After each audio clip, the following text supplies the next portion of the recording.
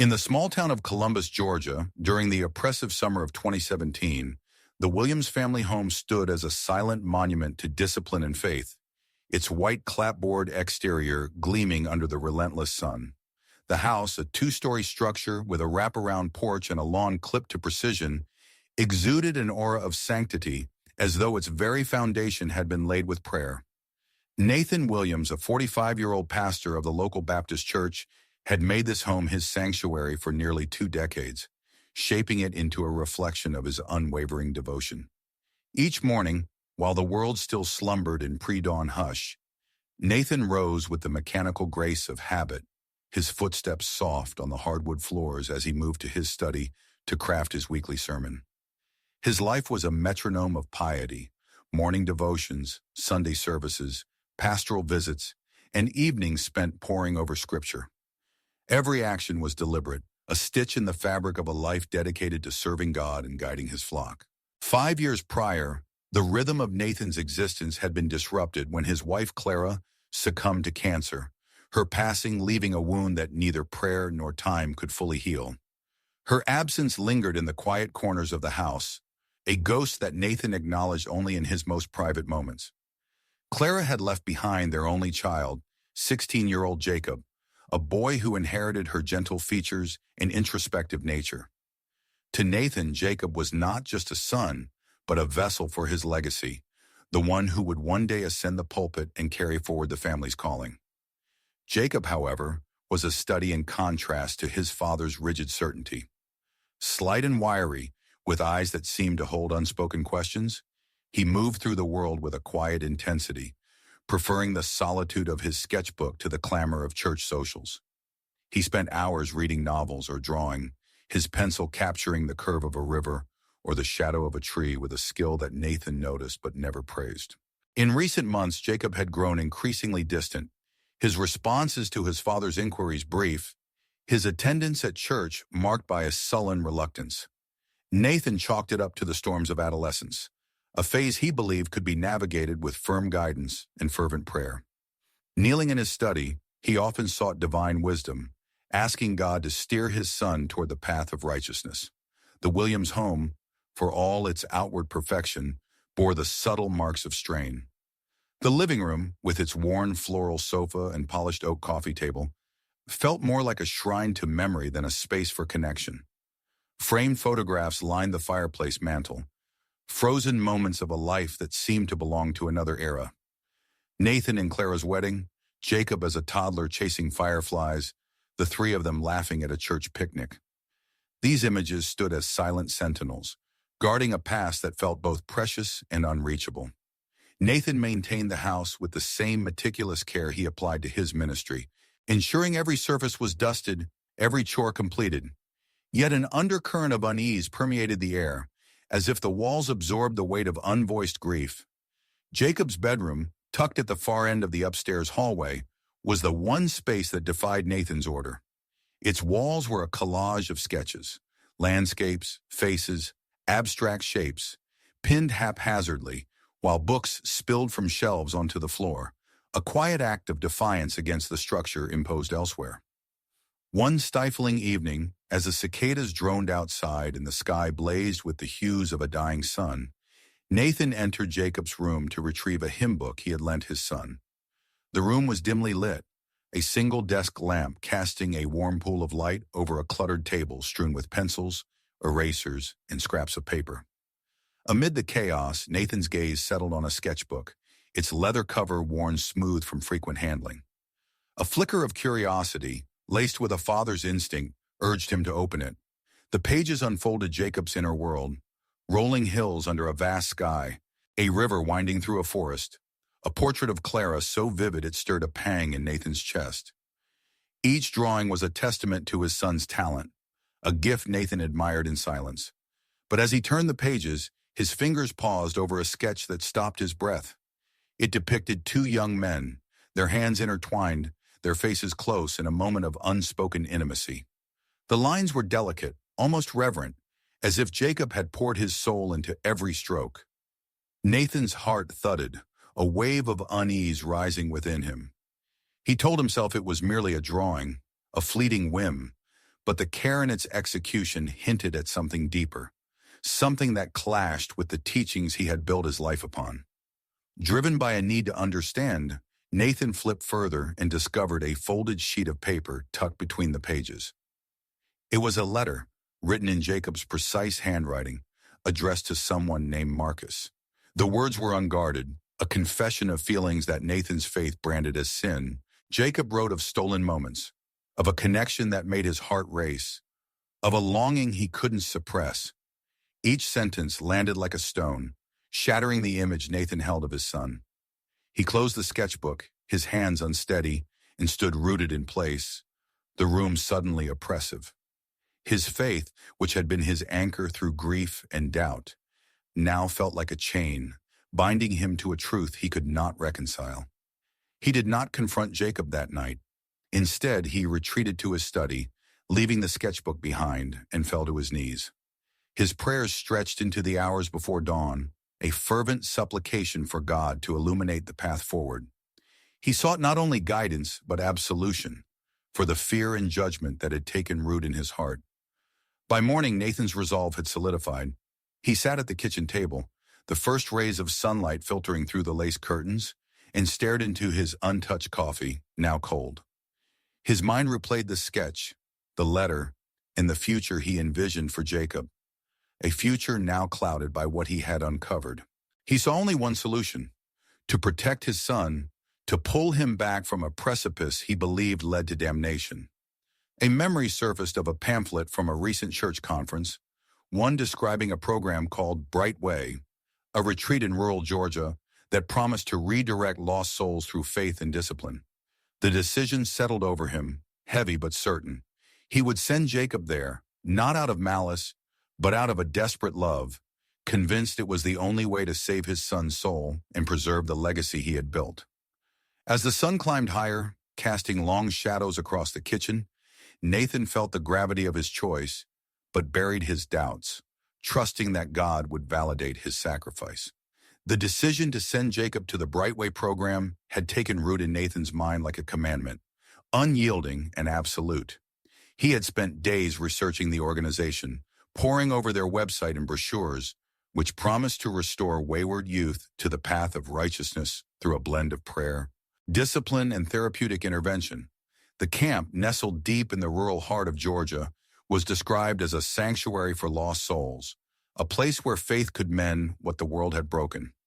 Nathan convinced himself that this was not punishment, but salvation, a necessary intervention to shield his son from a life of sin. He did not share his findings with Jacob, believing the boy too young, too confused to grasp the gravity of his condition. Instead, Nathan framed the trip as an opportunity, a summer retreat to strengthen Jacob's faith and forge his character. 1 week after discovering the sketchbook, Nathan called Jacob to the kitchen table, his voice steady as he announced that the boy would be attending a camp to deepen his connection to God. Jacob sat across from his father, his hands folded tightly in his lap, his gaze fixed on the worn linoleum floor. A flicker of unease passed through his eyes, but years of obedience silenced any protest. He nodded, his silence mistaken by Nathan for agreement, and the matter was settled. 2 days later, Nathan drove Jacob 3 hours northeast, the road winding through pine forests and rolling hills until pavement gave way to gravel. The camp emerged from the wilderness, a cluster of austere buildings surrounded by a chain-link fence, its gates flanked by a faded sign proclaiming Bright Way, a path to redemption. Nathan parked the car, his heart heavy but resolute, and walked Jacob to the intake office. A stern-faced woman in a gray dress took Jacob's bag, her eyes scanning the boy with clinical detachment. Nathan clasped his son's shoulder, offering a brief prayer for strength, then turned back to the car, ignoring the knot in his stomach. As he drove away, the image of Jacob standing alone at the gate lingered, but Nathan pushed it aside, assuring himself that he had done what was right. Jacob's first hours at Brightway stripped away any illusion of a summer retreat. The camp was a fortress of control, its routines designed to break and rebuild. He was assigned a bunk in a dormitory that smelled of bleach and damp wood, its narrow beds lined with thin mattresses and coarse blankets. The other boys, ranging from 13 to 17, moved with the cautious deference of those who had learned to avoid attention. Their faces, etched with fear or resignation, mirrored Jacob's own uncertainty. The camp's staff, a mix of counselors and religious mentors, enforced a regimen that began at 5 a.m. with a blaring whistle. Mornings started with group prayers in a drafty chapel where the boys knelt on hardwood floors, reciting verses under the watchful eyes of a pastor whose voice thundered with warnings of eternal fire. Breakfast followed, a meager serving of oatmeal or stale bread, eaten in silence at long tables. The days were filled with grueling labor, clearing brush, hauling firewood, or digging trenches for reasons never explained. The work was meant to instill discipline, but to Jacob it felt like punishment for a crime he couldn't name. The heat was relentless, the Georgia sun scorching his skin as sweat stung the cuts on his hands, earned from handling rough tools without gloves. By noon, the boys were herded to the main hall for what the staff called therapy sessions, though the term belied their true nature. These gatherings, led by counselors who wielded scripture like a whip, were designed to confront the boys' supposed sins.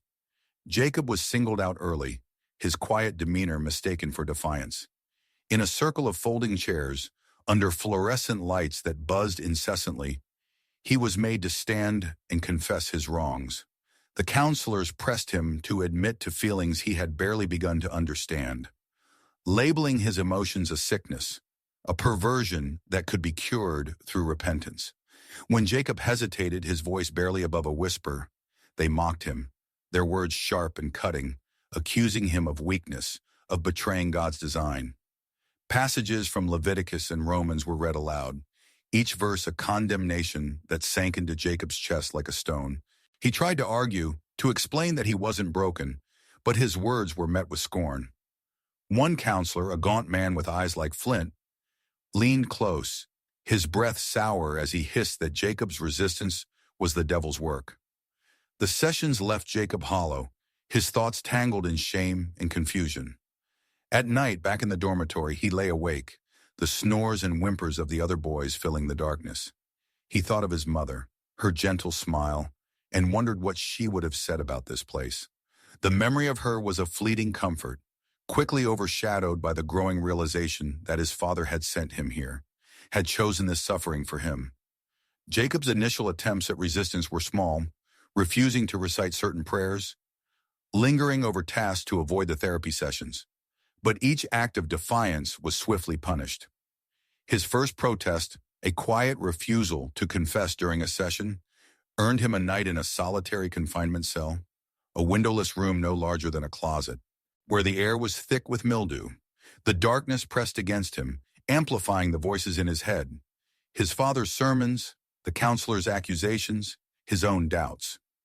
Another time, when he hid a sketch he'd drawn on a scrap of paper, a simple outline of a tree, a counselor caught him and tore it to shreds, declaring it a distraction from God's truth. The punishments eroded Jacob's resolve, replacing it with a simmering anger that he directed inward and outward. He began to see his father not as a protector, but as a betrayer, the architect of this torment. The camp's rules forbade personal possessions, but Jacob clung to a single thought. He was not what they said he was. Yet with each passing day, that conviction wavered, worn down by exhaustion and isolation. The other boys, too broken to offer camaraderie, kept their distance, leaving Jacob to navigate his pain alone. By the end of his second week, his hands were calloused, his body ached, and his spirit teetered on the edge of surrender. In the quiet moments when the camp slept and the only sound was the distant hoot of an owl, Jacob felt a rage taking root, a fire that burned hotter with every insult, every prayer forced upon him. He hated the counselors, the camp, and most of all, the father who had delivered him to this hell, unaware that this anger would soon become the spark that changed everything. The 3 weeks Jacob had endured at Brightway had hollowed him out, each day eroding his spirit until he felt like a husk. The camp's unyielding routine of forced prayers, backbreaking labor, and degrading therapy sessions had left his body sore and his mind raw. The breaking point came one humid afternoon when a counselor rummaging through Jacob's bunk found the scraps of paper he had hidden under his mattress. Secret sketches of rivers, trees, and open skies, his last refuge from the camp's oppression. The counselor, a lean man with a perpetual scowl, marched Jacob and the other boys to the courtyard, where he held the drawings up like evidence of a crime.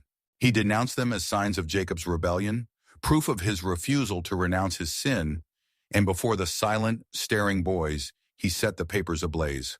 The flames devoured Jacob's work, curling the edges of his fragile creations into ash, while the counselor's voice rang out, condemning the sketches as defiance against God's plan. Jacob stood frozen, his nails digging into his palms, feeling a piece of himself burn with the paper. That night, in the suffocating dormitory, surrounded by the uneven breathing of sleeping boys, he decided he could not endure another day. The idea of escape, once a faint hope, crystallized into necessity. He lay awake, waiting for the camp to sink into its deepest stillness, the only sounds the groan of the building and the faint hum of insects outside. When the hour felt right, he slid from his bunk, his movements careful, deliberate, like a thief in his own life. He wore only a frayed t-shirt and worn jeans. His only possessions after the camp had stripped him of everything else. The dormitory door was unguarded, the night watch careless in the pre-dawn hours. Jacob crept through the shadows, his pulse loud in his ears, navigating the familiar path to the camp's edge. The chain-link fence rose before him, its top crowned with coils of barbed wire that caught the moonlight. He paused, the memory of the camp's punishments, hours in a stifling, solitary cell, skipped meals, relentless verbal assaults, flashing through his mind. But the weight of his desperation was heavier. He gripped the fence, the cold metal sharp against his skin, and climbed, his muscles straining. At the top, the barbed wire snagged his hands, slicing deep. Blood welled, warm and slick, running down his wrists, but he bit back the pain and forced himself over, tumbling to the ground on the other side. He lay there for a moment, panting, the forest around him a vast, dark unknown. Then he ran. The underbrush tore at his legs, branches lashed his face, but he pushed forward, driven by a need to be free. The forest stretched endlessly, its shadows twisting into shapes that echoed the counselor's sneers. But Jacob didn't look back. His lungs burned, his hands throbbed, but he ran until the trees thinned and he stumbled onto a deserted stretch of highway, the asphalt cool under his feet. Dawn was breaking, painting the sky a bruised purple. Exhausted, bleeding, he staggered along the road until a truck's headlights pierced the haze. The driver, a grizzled man with kind eyes, slowed at the sight of the disheveled boy, his clothes torn and hands bloodied. Without questions, he offered Jacob a ride to the nearest town, a small hub 30 miles away. Jacob slumped in the passenger seat, his body trembling from exertion and relief, unable to speak. The driver dropped him at a gas station, where Jacob, driven by survival, slipped behind the counter during a moment of distraction and stole a handful of cash from the register. Guilt gnawed at him, but the need to keep moving was stronger. He used the money to buy a bus ticket to Columbus, the only place his instincts could guide him. Home. The journey took 2 days, a blur of Greyhound buses and sleepless nights, his hands wrapped in a torn strip of his shirt to hide the wounds. When he finally reached Columbus, the familiar streets felt alien, the town's quiet charm a mockery of his ordeal. The Williams house stood as it always had, its white siding pristine, the lawn manicured, a facade of normalcy that hid the fracture within. Jacob hesitated at the porch, his hand hovering over the doorknob, the weight of what he had endured pressing against his chest. He pushed the door open and stepped inside. Nathan was in the living room, seated in his armchair, a Bible open on his lap, the lamplight casting soft shadows across his face. He looked up, his eyes widening at the sight of his son. Jacob stood in the doorway, a specter of himself, his clothes ragged, his face gaunt, dark circles framing his eyes and dried blood crusting his hands. Nathan rose, his instinct to embrace his son overriding his shock, but Jacob recoiled, his body tensing as if braced for a blow. The warmth Nathan expected was gone, replaced by a cold fury that burned in Jacob's gaze. Nathan's lips parted, a question forming, but Jacob offered no answer. He turned and climbed the stairs to his room, his footsteps heavy, leaving Nathan alone in the living room. That night, Nathan knelt beside his bed, his prayers fervent but unsteady, sensing that something fundamental had shifted. The son who had returned was not the boy he had sent away, and the rift between them, once a crack, had widened into a chasm. Jacob, in his room, sat on the edge of his bed, staring at the walls still lined with his old sketches, now foreign to him. The anger that had fueled his escape simmered, directed not just at the camp, but at the father who had condemned him to it, unaware of how that rage would soon consume them both. The days following Jacob's return to the Williams house in Columbus, Georgia, were cloaked in a silence so dense it seemed to smother the air. The once orderly home, with its polished surfaces and carefully arranged furniture, felt like a stage where the actors had forgotten their lines. Jacob confined himself to his upstairs bedroom, emerging only when necessity forced him to, his footsteps light but deliberate, as if he feared disturbing the fragile equilibrium. He refused to share meals with his father, leaving plates of food untouched on the kitchen counter, their contents congealing under the hum of fluorescent lights. Church, once a cornerstone of their shared routine, became a boundary Jacob would not cross. He ignored Nathan's invitations to attend Sunday services, his absence a silent rebuke that stung more than words. Nathan, accustomed to commanding respect in his pulpit, found himself at a loss in his own home. He attempted to bridge the chasm, knocking gently on Jacob's door, or offering tentative questions about his son's well-being. But Jacob's responses were curt, often reduced to a single word or a dismissive shrug. When their eyes met, Nathan saw something new in his son's gaze, a cold, unyielding resentment that seemed to pierce the pastor's carefully constructed armor. The warmth that had once defined Jacob, however faint, had vanished, replaced by a hardness that Nathan couldn't reconcile with the boy he had raised. Doubt began to creep into Nathan's mind, a whisper that perhaps the Brightway camp had not healed but harmed, that his decision to send Jacob there had been a misstep. Yet he clung to his faith, pushing the thought aside, convincing himself that his actions had been rooted in love, a necessary sacrifice to save his son's soul. Each night he knelt in his study, his prayers laced with a growing unease, asking God to restore the bond that had frayed beyond recognition. The house itself seemed to mirror the tension, its walls absorbing the unspoken conflict. The living room, where Nathan spent his evenings with his Bible, felt emptier despite the familiar furnishings. The floral sofa, the oak coffee table, the mantel lined with family photos. The photographs, once a source of comfort, now seemed to mock him, their frozen smiles a reminder of a time when Jacob had looked at him with trust. Upstairs, Jacob's room had become a fortress, its door rarely open, its contents a mystery to Nathan. The sketches that once adorned the walls had been taken down, leaving bare patches where tape had peeled away paint, a subtle act of erasure that Nathan noticed but did not question. Jacob spent hours alone, his pencil moving across a new notebook, but the pages held no drawings, only words, jagged, uneven lines that poured out his pain. Nathan discovered the notebook one morning while retrieving a laundry basket from Jacob's room, his curiosity overriding his respect for his son's privacy. He opened it, expecting the familiar landscapes or portraits, but found instead a litany of anguish. The words were raw, scrawled with a ferocity that made Nathan's breath catch. He broke me.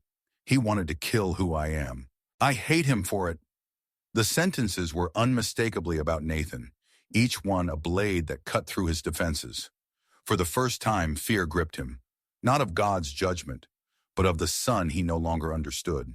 The notebook shook in his hands as he read, the weight of Jacob's pain colliding with his own guilt. He closed it quickly, returning it to its place, and left the room, his mind racing. He resolved to act, to find a new way to help Jacob, perhaps through private therapy sessions in the city, where a trained professional could guide his son back to the path Nathan believed was right. He planned to broach the subject that evening, to approach Jacob with care, to rebuild what had been lost. But time slipped away, and the opportunity never came. That same evening, as the summer heat lingered and the cicadas sang their relentless chorus outside, Jacob descended the stairs, his movements slow but purposeful. Nathan was in the living room, seated in his armchair, the Bible open on his lap, its pages worn from years of study. The lamplight cast a soft glow, illuminating the lines of fatigue etched into his face. He looked up as Jacob entered, his heart lifting at the rare sight of his son outside his room.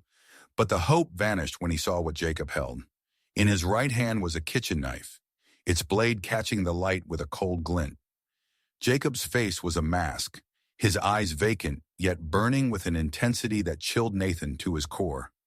His hands trembled, the knife quivering slightly, betraying the storm within. Nathan rose from his chair, his instincts urging him to calm his son, to reach for the boy he still believed he could save. He took a step forward, his arms outstretched, but Jacob's body tensed, his posture a warning. What followed was a torrent, a release of weeks of suppressed agony. Jacob's voice, usually so quiet, erupted, filling the room with accusations that struck Nathan like physical blows.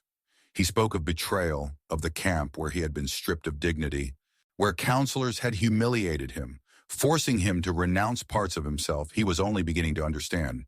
He described the pain of being made to hate who he was, the isolation, the fear, and pinned it all on Nathan, the father who had sent him to that place. Each word was a wound, cutting through Nathan's certainty, exposing the flaws in his convictions. He wanted to respond, to explain that his actions had been driven by love, by a desire to protect, but the force of Jacob's rage left no room for defense. The room seemed to shrink, the air thick with the weight of their shared pain. In a sudden, blinding moment, Jacob lunged. The knife moved with a terrible swiftness, driven by a fury that had festered too long. It sank into Nathan's chest, the blade finding its mark with a sickening ease. Nathan staggered, his hands clutching at the wound as blood bloomed across his shirt, dark and spreading. He collapsed to the floor, his breath shallow, his eyes wide with shock and something like sorrow. Jacob stood over him, the knife still in his hand, his chest heaving. He stared at the blood, at his father's crumpled form, and felt no triumph, no release, only a vast, aching emptiness. The rage that had propelled him drained away, leaving him hollow, a stranger to himself. The knife slipped from his fingers, clattering to the hardwood floor, its sound sharp in the sudden silence. Jacob's gaze lingered on Nathan for a moment, as if searching for something he could not name. Then he turned and fled. He burst through the front door, the night air cool against his skin, and ran into the darkness, his footsteps echoing in the quiet Columbus street. The house stood still behind him, its windows dark, holding the scene of a tragedy that had been building for weeks, a storm that had finally broken with devastating force. The night air of Columbus, Georgia, hung heavy with the scent of magnolias and asphalt as Jacob stumbled through the darkened streets, his mind a fog of shock and dread. His clothes, stained with his father's blood, clung to his skin, the fabric stiffening as the crimson dried. His hands, still trembling from the weight of the knife, felt foreign, as if they belonged to someone else. He moved without direction, his feet carrying him through alleys and past shuttered storefronts. The town's familiar contours warped by the weight of what he had done. His thoughts churned, a chaotic swirl of memories and regrets. He saw his mother's face, her warm smile that had once anchored him, and wondered if she could have stopped the spiral that led to this moment. The camp loomed in his mind, its counselors' faces sharp and accusing, their words sin, sickness, shame, etched into his consciousness like a brand. The anger that had driven him to strike Nathan had dissolved, leaving a crushing despair in its wake. He had killed his father, the man who, for all his failings, had been his family, his tether to the world. The realization settled over him like a shroud, and with it came a question he could not answer. What now? Instinct drew him to the outskirts of town, where he found refuge in an abandoned warehouse, its rusted doors ajar, its interior a cavern of shadows and dust. He slipped inside, collapsing against a crumbling wall, his breath ragged. The warehouse, littered with broken crates and discarded machinery, offered no comfort, but it was a place to hide, a pause to grapple with the unraveling of his life. Morning broke, and the town stirred, unaware of the tragedy that had unfolded in the Williams home. A neighbor, an elderly deacon from Nathan's church, arrived at the house to discuss an upcoming fundraiser, only to find the front door slightly ajar. He called out, his voice echoing unanswered, and stepped inside, his heart sinking at the sight of Nathan's body sprawled on the living room floor, the blood now a dark, congealed pool. The police descended swiftly, their sirens cutting through the quiet morning. The scene was unmistakable. The kitchen knife, its blade crusted with blood, lay abandoned near Nathan's body, and Jacob's fingerprints marked the handle. Neighbors, drawn by the commotion, whispered among themselves, recalling the boy's frantic departure the previous night, his silhouette vanishing into the dark. The investigation coalesced around Jacob. The pastor's son turned prime suspect in a crime that shocked the tight-knit community. Patrol cars combed the streets, officers questioning shopkeepers and vagrants. But Jacob moved like a ghost, slipping through the town's edges, his survival honed by desperation. He scavenged food from convenience store dumpsters, pocketing bruised fruit or half-eaten sandwiches when no one watched. Nights were spent in basements or beneath overpasses, the cold concrete a stark contrast to the warmth of his childhood bed. Sleep, when it came, was fitful, haunted by visions of Nathan standing in silence, a Bible clutched to his chest, his eyes fixed on Jacob with an expression that was neither anger nor forgiveness, but something heavier, expectant. These dreams left Jacob gasping awake, his heart racing, the weight of his father's gaze lingering like a specter he could not shake. He felt pursued, not just by the police, but by the shadow of the man he had destroyed, a presence that seemed to lurk in every darkened corner. Days bled into a week, each one a test of endurance. Jacob's body weakened, his hands still raw from the barbed wire cuts, now scabbed and tender. Hunger gnawed at him, but it was the isolation that cut deepest, the knowledge that he was alone in a world that no longer made sense. He avoided mirrors, fearing the stranger he might see, but his reflection caught him once in a shop window, revealing a gaunt, hollow-eyed boy he barely recognized. The sight stirred a longing for home, not the house as it was now, but as it had been, before the camp, before the rift with his father, before the blood. The pull grew undeniable, a need to confront the place where his life had fractured. Late one evening, under a sky bruised with clouds, Jacob made his way back to the Williams house. The street was quiet, the neighbors' windows dark, but the house stood apart, its white siding ghostly in the moonlight, yellow police tape crisscrossing the front door. Jacob circled to the back, where a loose latch on the kitchen door offered entry. He slipped inside, the familiar creak of the floorboards jarring in the stillness. The air was stale, tinged with the metallic scent of what had happened. He moved cautiously, his eyes adjusting to the dimness, and entered the living room. The spot where Nathan had fallen was marked by a dark stain, the furniture untouched, as if time had frozen the moment of violence. On the mantel, among the family photos, Jacob's gaze fell on a framed picture from years ago. Himself at 10, his mother beaming. Nathan's arm around them both, their laughter captured at a church picnic. The image pierced him, and he sank to his knees, tears spilling down his cheeks. He wept for his mother, for the father he had lost long before the knife, for the boy he could no longer find within himself. The photograph, with its promise of a life that no longer existed, was both a comfort and a wound, a reminder of all he had destroyed. Jacob stayed there, curled on the floor, until the first light of dawn crept through the curtains, unaware that the police, tipped off by a vigilant neighbor, were closing in, their footsteps already echoing on the street outside. The dawn light had barely begun to seep through the living room curtains when the police descended on the Williams house in Columbus, Georgia, their footsteps heavy on the porch. Jacob, still kneeling beside the mantel, clutching the photograph of his family, did not hear their approach until the back door creaked open. Flashlights cut through the dimness, their beams pinning him in place like a moth under glass. He looked up, his tear-streaked face illuminated, and saw the officers, their hands resting on holsters, their expressions a mix of caution and resolve. Jacob offered no resistance as they closed in, his body limp as if the fight had drained from him entirely. He stood, the photograph slipping from his fingers to the floor, and allowed them to cuff his wrists, the cold metal a stark contrast to the warmth of his grief. The officers led him out of the house, past the police tape, and into the glare of morning, where a patrol car waited.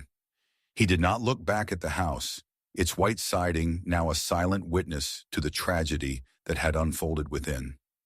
At the station, Jacob sat in a sterile interrogation room, its walls a dull gray, the air thick with the scent of stale coffee.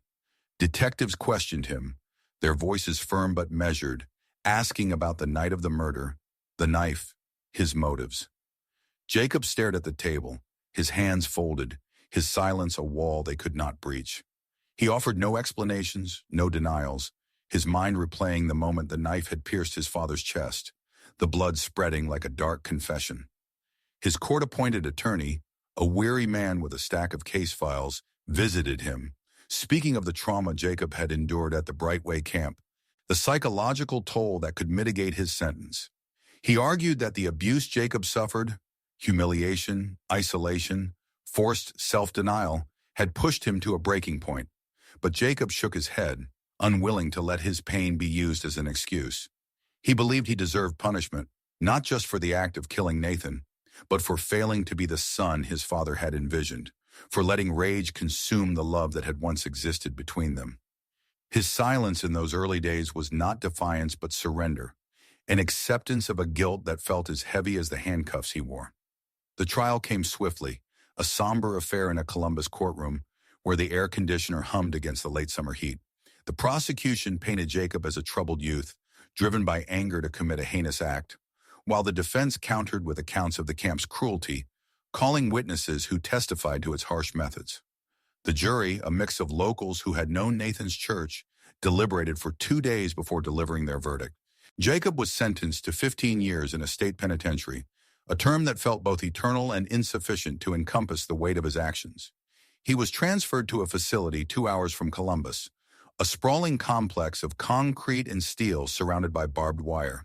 His cell, a narrow space with a bunk, a sink, and a toilet, became his new world, its confines a mirror to the isolation he had felt long before the murder.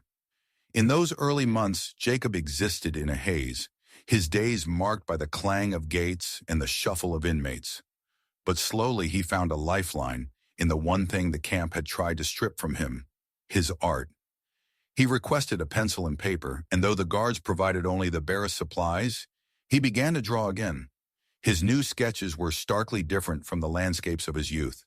They were dark, shadowed compositions, filled with indistinct figures that seemed to emerge from the page like ghosts. Some bore the silhouette of a man holding a book, his face obscured, a haunting echo of Nathan.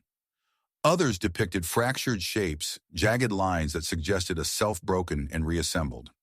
Drawing became Jacob's confession, a way to grapple with the guilt that clung to him like damp air.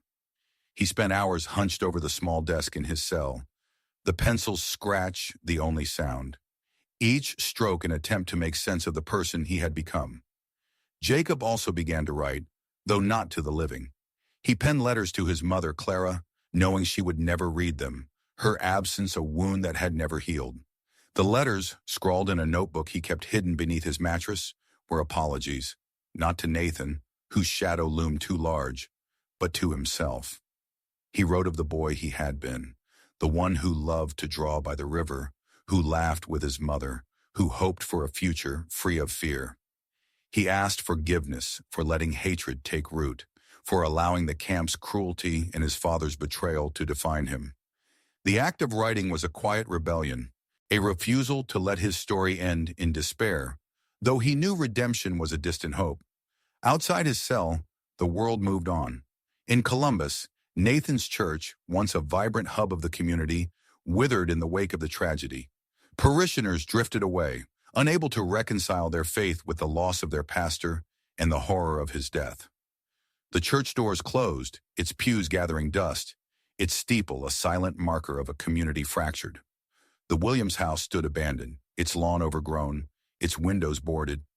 Local children whispered tales of shadows moving behind the glass, claiming the house was haunted by the pastor's spirit.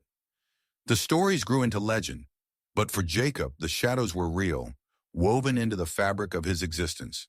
They were the silhouette of his father, the memory of the camp's counselors, the outline of the person he might have been had life unfolded differently.